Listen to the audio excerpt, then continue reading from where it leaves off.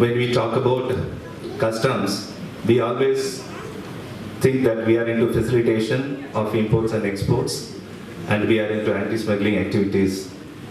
And we often tend to forget that we have a bigger mandate, that is coastal security, which is nothing but national security.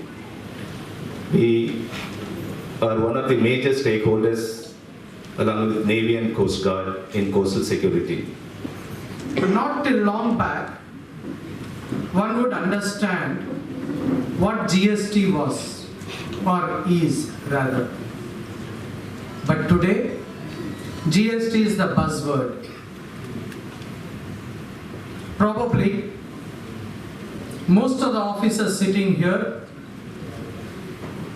would have not even read it even during their trainings or have been trained with regard to GST, the way in which it is contemplated today. But today, the role of Customs Department vis-a-vis GST is